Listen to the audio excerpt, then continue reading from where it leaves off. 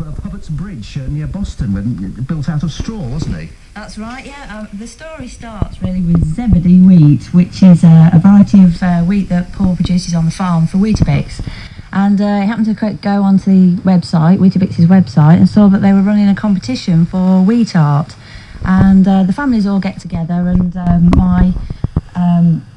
Joe's husband, he's actually an artist in his spare time, and Paul thought, great idea, let's get all of us together one weekend, put a few bales together and see what we can come up with, see if we can enter the wheat art competition. So that's what we did, and it was all meant to be a bit of fun for a start, and that's how it began. And there were 3 of these animals, weren't there, built out of straw? Well, originally there was only one, right. And we built the one. And Manny the Mammoth, yes, that was the original, yes, and the best. Yeah, that's it, yeah. And you might have heard, unfortunately, he was the subject of an arson attack, and so he was burnt down. We thought that was the end of the story, really, but we had so much support locally from our friends and everybody, and said, come on, build it again. We really enjoyed it. And we hadn't realised how many people were sort of keeping an eye on what was happening in the field. So we thought, yeah, why not? Let's build it again. And this time, rather than just the one, we're going to build a whole family of 3. So the next weekend, that's what we did. Gosh, and even at the start of all of this, you raised something like £850, didn't you, for the Boston Pilgrim Hospital for the children's ward? That was just from donations of passers-by, wasn't it? It was who's we did, yeah, yes. yeah. This is Jo now. Hello. Yeah, we did. People, not for a start. We didn't think anything about it for a start. We didn't even think we were going to get any visitors. But when people started coming into the field, they were saying, "Oh, have you got a collection?" And we were sort of, "Oh no, we'd not really thought of that." And then that evening, my son William had a bit of an accident and ended up in Boston A&E and had to have an operation. He broke his arm. And I'd said to Nikki how fantastic they'd all been at the hospital, the nurses and everybody. And she says, well, why don't we collect for the Pilgrim? And so Nikki went and put a pot out next to the Mammoth the next morning, and it all just went from there. Fantastic. So it's really captured the imagination of everyone passing by and everyone who's ever seen this animal, or these animals, the family of animals made out of straw. It's just incredible. Linda, what's your involvement in this? Well, Paul had to plough the field up, so the mammoths had to be taken down. We went for one last look at the mammoths before they went, and the children were quite upset. And Nikki said, you've always thought about writing a book, why don't you do one about the mammoths? And I thought, I'd tried several times to write a book, couldn't really get an idea, and I thought, this is just what I need.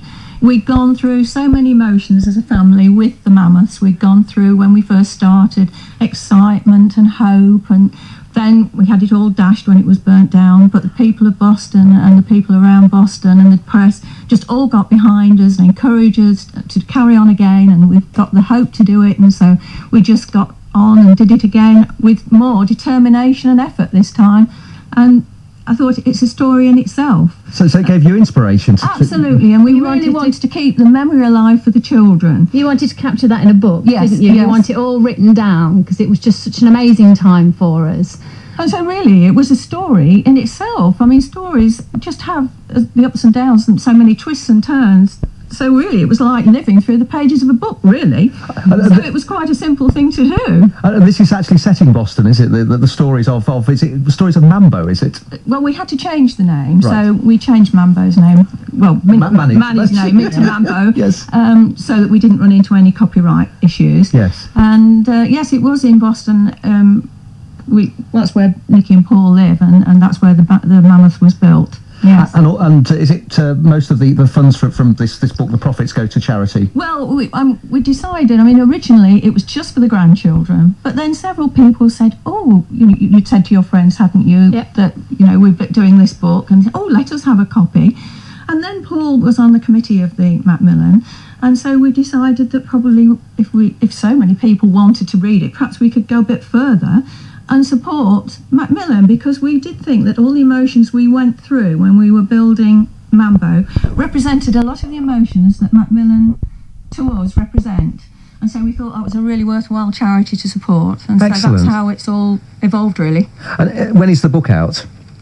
The book officially is being launched on the 11th and 12th of September. That is when the book launches in the field at Boston on the 11th of September. And one of the animals is coming back to the field, is that the case? Yes, Mambo's making a star visit, so David and Paul will be rebuilding him on the Saturday, for the Saturday and Sunday. So yeah, do come along and meet the star of the book, and have a look at the book as well. It'll be a fun weekend. I mean, I never saw the original Manny. I mean, I've got a photo in front of me, and that just looks incredible. How long will it take him to build another one, to build Mambo? I think they're fairly well practiced now. Yeah. So, yes, I suppose so. Yes. Yeah, I mean, Paul's pretty handy with his forklift, and he can pretty quickly whiz around with a few Heston bales and get them put up. But I think unless you actually visit, you don't really appreciate the size of it. Yes. They were huge. I mean, they're 25 foot. Gosh. The biggest bales, they're up to 2.5 metres long.